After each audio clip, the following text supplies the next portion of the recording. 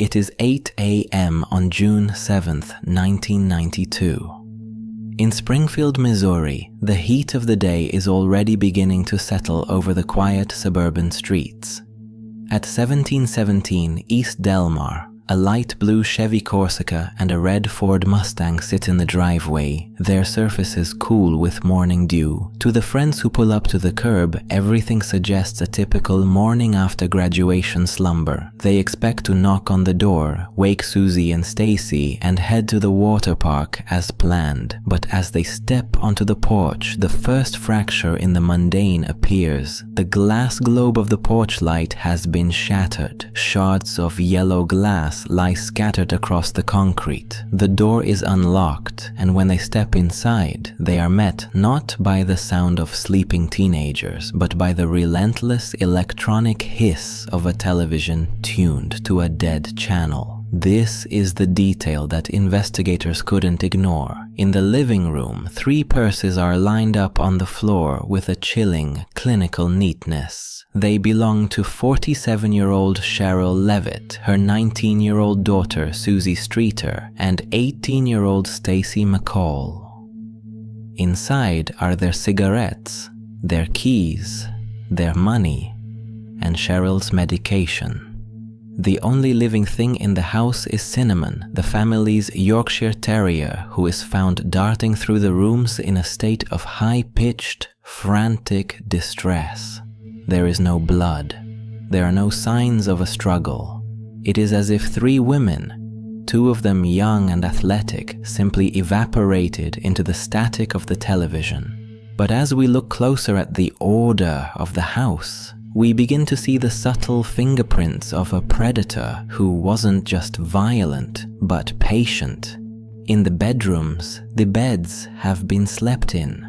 The girls' graduation dresses are discarded, replaced by the shorts and t-shirts they wore to sleep.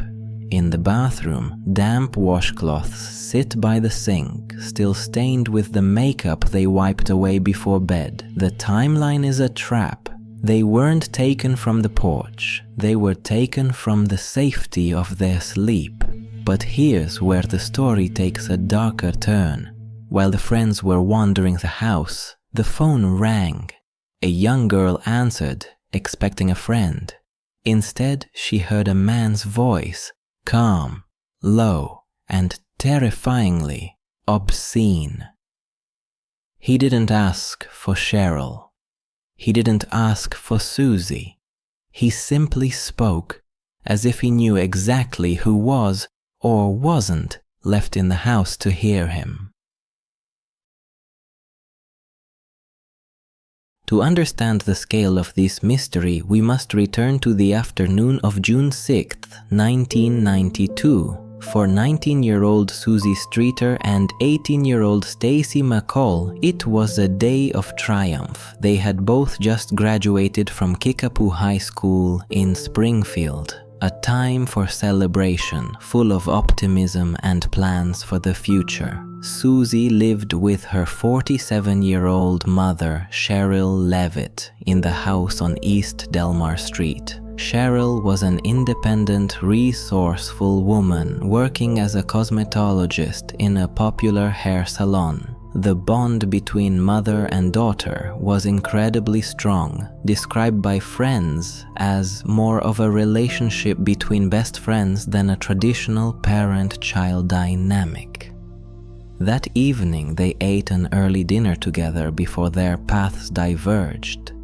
Sherrill stayed home, planning a quiet night of refinishing furniture. Suzie headed out to celebrate with her peers. The plans for that night were dynamic and shifted several times, which later made it significantly difficult for investigators to reconstruct the teenagers' final hours. Initially, the girls and a group of friends intended to spend the night at a hotel in nearby Branson, about 45 minutes from Springfield. However, they changed their minds at the last minute.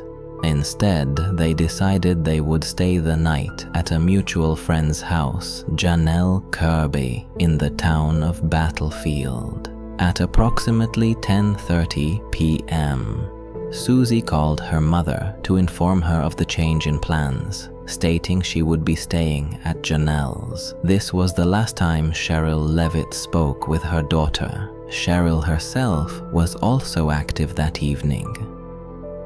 Around 11:15 p.m., she spoke on the phone with a friend. During the conversation, she was painting a dresser, and nothing indicated that anything disturbing was happening in her environment.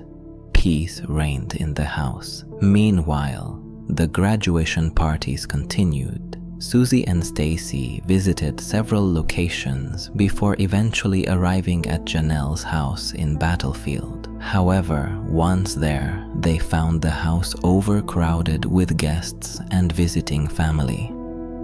The girls decided there were no suitable conditions for sleeping. They made one final spontaneous decision. They would return to Springfield and spend the night at Sherrill's house on Delmar Street, where Suzie's waterbed was waiting. They left Janelle's house in 2 separate cars, driving in a convoy, and reached Delmar Street at approximately 2:15 a.m. on June 7th. It is certain they reached their destination safely. The cars were parked in the driveway, and the girls went inside. Sherrill was likely already asleep or preparing for bed. At that moment, in the middle of the night, 3 women were inside the house on Delmar Street. It was the last certain point in the chronology of events. No one expected that the sunrise would greet an empty home, but here's where the story takes a darker turn. According to the plans made the night before, the group of friends was supposed to meet in the morning to go to the Whitewater Park in Branson. At 8 a.m., Janelle Kirby and her boyfriend arrived at the house on Delmar Street. They had previously tried calling Suzie and Stacy, but no one picked up the receiver. Given how late they had returned from the party, they assumed the girls had simply overslept. When they pulled up to the house, the situation seemed normal. 3 cars were parked in a row on the driveway. Sherrill's Ford Bronco, Suzie's Ford Escort, and Stacy's Toyota Corolla. The presence of all the vehicles confirmed Janelle's belief that her friends were inside. However, as the couple walked onto the porch, they noticed the first disturbing detail. The glass globe of the lamp illuminating the entrance was broken, and shards of glass lay scattered on the concrete floor.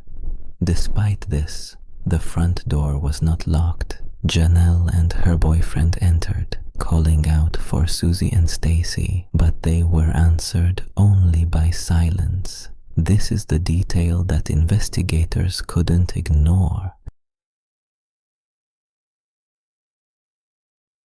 In the living room, everything was in order, but something strange caught their attention. 3 women's purses were standing on the floor, arranged in a row. They belonged to Sherrill, Suzie, and Stacy.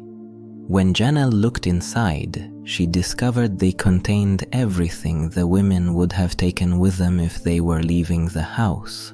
Wallets with cash, identification, car keys, and what was particularly significant for Sherrill and Suzie, who were heavy smokers, their cigarettes. Searching the house, the teenagers discovered that the beds in the bedrooms looked recently used. The blanket on Sherrill's bed was thrown back as if someone had just gotten out of it, and an open book and reading glasses lay on the nightstand. In Suzie's room, Stacy's clothes from the night before were neatly folded on the waterbed, and her jewelry was left on the dresser. In the bathroom, damp towels and removed makeup were found, suggesting the girls had prepared for sleep after returning from the party. The only sign of life in the house was the small Yorkshire Terrier named Cinnamon. The animal was locked in the bathroom and showed signs of extreme stress, running in circles and whimpering. For those who knew Sherrill, this was incomprehensible. She treated the dog like a member of the family and never locked it in a small room. While Janelle and her boyfriend were in the house trying to understand the situation, the landline phone rang. Janelle picked up the receiver, expecting to hear the voice of one of the missing women or another friend. Instead, she heard an unknown man. The voice on the line made obscene sexual comments. The shocked girl hung up. A moment later, the phone rang again. Janelle answered and again heard the same voice. This time, she disconnected the phone immediately. These strange phone calls, combined with the empty house and the abandoned personal items, began to build a picture of a situation that went beyond a simple delay or change of plans. However, at that moment, no one yet realized they were standing at a crime scene.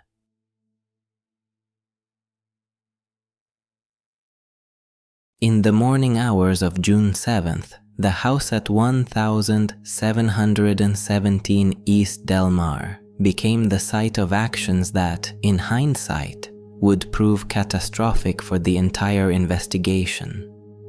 When Janelle Kirby and her boyfriend first noticed the shattered light globe on the porch, their reaction was driven by a simple desire to be helpful, not by an awareness of danger. They were convinced it was a minor accident. Janelle's boyfriend found a broom and carefully swept every shard of glass from the concrete floor, tossing them into the trash.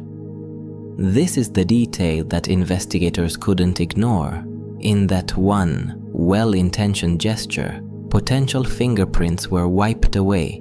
Fingerprints from a perpetrator who may have unscrewed or broken the bulb to ensure the cover of darkness. The physical layout of the shards, which could have told forensic experts if the globe was broken from the outside or the inside, was lost forever.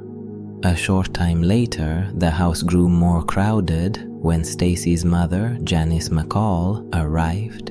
Increasingly frantic because her daughter had failed to call, Janice entered the home and saw the same row of 3 purses on the living room floor. She went through them, desperately searching for a note or an explanation, finding only wallets full of cash and the women's identification. While searching the house, Janice noticed the blinking light on the answering machine. Hoping to hear her daughter's voice, she pressed play. She heard a message that she later described as very strange, but the stress of the moment made it impossible for her to recall the exact words. Unfortunately, the technology of 1992 worked against the truth. The old tape system automatically overrode the message, erasing a potential recording of the kidnapper or a vital witness. As the hours passed, the house on Del Mar Street began to look more like a community meeting hall than a crime scene. It is estimated that between 10 and 20 people moved through the property before the police were ever called. Friends, neighbors, and family members sat on the furniture, touched the doorknobs, used the bathroom, and walked across the carpets. They were inadvertently destroying a mountain of forensic evidence, smearing fingerprints, depositing their own DNA, and trampling over fibers or hair left by an intruder. This chaos made it impossible for tracking dogs to later pick up a clean scent. When the Springfield police finally arrived and cleared the house, they stepped into a hauntingly still environment. Once the crowd was gone, the clinical reality of the scene emerged. In Sherrill's bedroom, the bed was made, but the covers were turned back, suggesting she had already been in bed for the night. Her reading glasses and an open book waited on the nightstand, and a single burned-out cigarette sat in the ashtray. But here's where the story takes a darker turn. In the bathroom, the damp washcloths and traces of makeup proved that Suzie and Stacy had made it home, felt safe enough to begin their nightly routine, and had prepared for sleep. The row of purses in the living room further confirmed that this was not a robbery. Hundreds of dollars in cash remained untouched. The behavior of the dog, Cinnamon, remained one of the most chilling clues. The fact that she had been locked in the bathroom, something Sherrill never did, suggested the perpetrator had isolated the animal to prevent it from interfering while the women were being led out of the house. The neighbors had heard no barking that night, raising a terrifying question. Did the dog stay silent because it knew the person who entered?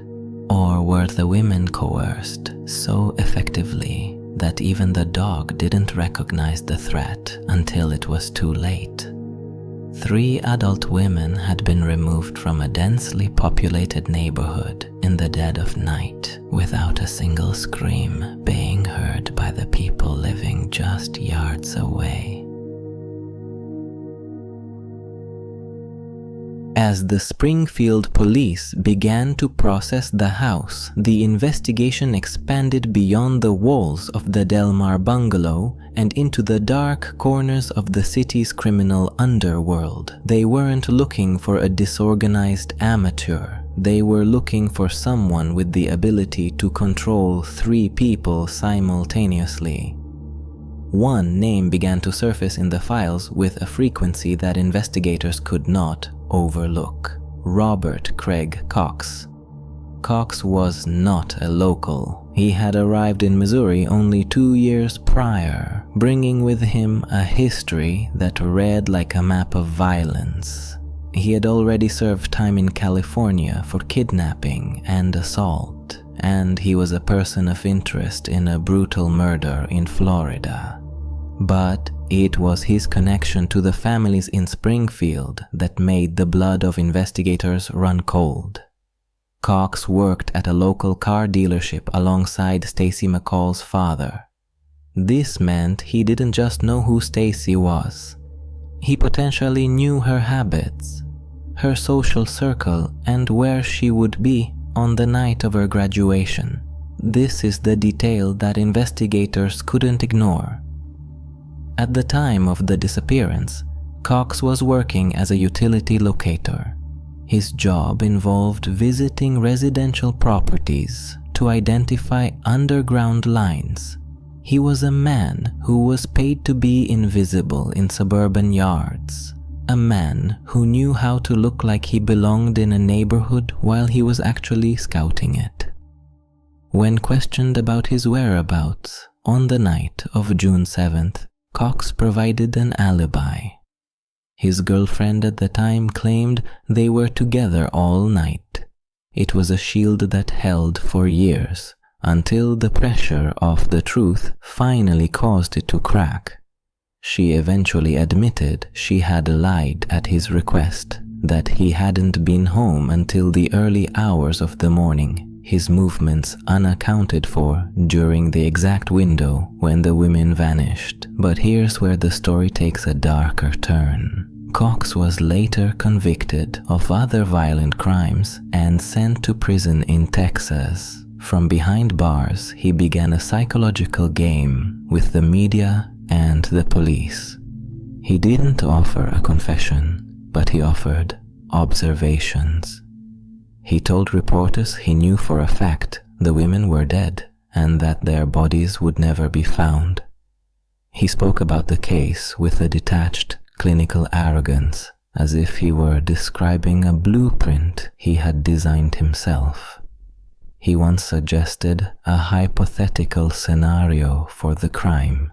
He claimed that if someone wanted to take 3 women without a struggle, they would simply have to knock on the door at dawn dressed as a utility worker and report a gas leak. In the confusion and the half-light of morning, the women would have walked right out of the house and into a waiting vehicle, thinking they were being saved from a disaster. Despite the strength of his profile, no physical evidence linked Cox to the Delmar house. No hair, no blood, no DNA. He remains a ghost in the system, a man who fits every requirement of the predator they seek, yet remains just out of reach of a formal charge. But Cox wasn't the only shadow looming over the case. As the police looked deeper into the neighborhood, they began to hear stories of a vehicle that didn't belong, a vehicle that would become the most sought-after piece of evidence in Missouri history, the green van. While the search for a perpetrator continued, the investigation turned toward the streets, looking for a physical bridge between the house on Delmar and the unknown location where the women were taken. In the days following the disappearance, several witnesses came forward with a consistent, haunting detail: an older, moss-green van. One witness reported seeing the vehicle in the early morning hours of June 7th. According to this account, a young woman matching Suzie Streeter's description was behind the wheel. She appeared terrified, her hands gripped tight to the steering wheel, her eyes wide.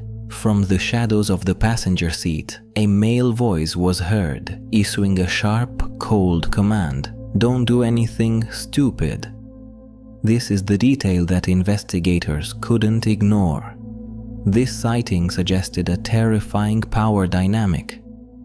It implied that the kidnapper hadn't just taken the women, he had forced them to participate in their own abduction, likely using one as leverage to ensure the compliance of the others. If he held a weapon to Stacy or Sherrill, Suzie would have driven anywhere he commanded, but the trail of the green van eventually went cold, leading the investigation into the realm of local legend, and toward a specific location that remains the most controversial element of the case. For years, a theory has circulated that the women never left Springfield at all. At the time of the disappearance, the Cox South Hospital was under massive expansion. A multi-level parking garage was being constructed, its foundation a labyrinth of deep trenches and fresh, wet concrete. But here's where the story takes a darker turn. In 2007, a mechanical engineer and lead investigator brought a high-powered, ground-penetrating radar to that very garage. He wasn't looking for structural flaws, he was looking for anomalies. As the radar scanned the second level of the parking structure, 3 distinct shapes appeared on the monitor. The technician reported that the anomalies were buried roughly 3 feet below the surface. They were roughly the same size, clustered together in a way that did not match the surrounding soil or the engineering requirements of the building. To those who have studied the case for 30 years, these shapes represent the most likely resting place of Sherrill, Suzie, and Stacy. Despite the findings, the area has never been excavated. The police and the hospital administration have maintained that the construction timeline does not align perfectly with the date of the disappearance, and that the cost of boring through several feet of reinforced concrete is too high for a lead they consider speculative. To the families, that parking garage is not just a building, it is a monument to the unknown. Every day, hundreds of people park their cars on top of a patch of concrete that might be the final answer to the city's greatest mystery. The anomalies remain there, caught in the silent gray dark of the foundation, waiting for a shovel that may never come. More than 3 decades have passed since the morning the porch light at 1717 East Delmar burned out in the daylight. The girls who should have been celebrating their adulthood are now frozen in time, their faces forever synonymous with the 1990s. High-set hair, bright smiles, and graduation tassels. The Springfield Three case has become a permanent scar on the psyche of the Midwest. It changed the way the city slept. It was the moment the front door stopped being a symbol of security and became a point of vulnerability. For the families, the passage of time hasn't offered the mercy of fading memories, only the sharpening ache of a void that cannot be filled. Janice McCall, Stacy's mother, became the face of that pain. She spent 32 years transformed from a mother into a private investigator, a lobbyist, and a keeper of the flame. She stared into the eyes of every lead, every psychic, and every convict who claimed to have a secret. She passed away in 2024, taking her search to the grave, never knowing if her daughter was miles away or mere feet beneath a hospital parking lot. This is the detail that investigators couldn't ignore. Even now, the Springfield Police Department receives tips almost every week. The file has grown to thousands of pages, a massive archive of human cruelty and missed opportunities. They have DNA profiles now that didn't exist in 1992, but they have nothing to compare them to. No crime scene samples that weren't contaminated by the crowd of friends that morning, and no bodies to provide the final, silent testimony of what happened in those missing hours. But here's where the story takes a darker turn. We are left to wonder about the organized nature of the perpetrator. To take 3 people without a single neighbor hearing a struggle requires more than just a weapon. It requires a specific kind of darkness. It requires someone who can walk into a home, command the environment, and walk out leaving almost nothing behind but a row of purses. That person, unless it was Robert Craig Cox, may still be walking the streets, perhaps even passing the very house on Delmar where the television once hissed with static. The house still stands. New families have lived there, children have played in the yard, and the grass has been mowed 1,000 times. But for those who remember June 1992, the bungalow is a ghost.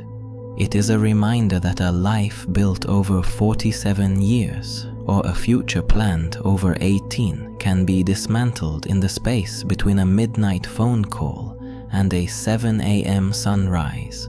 The Springfield Three are not just a cold case, they are a question that refuses to be silenced. And until that concrete is broken or a conscience finally fails, the answer remains where it has always been, just out of sight, in the shadows of the Missouri pines.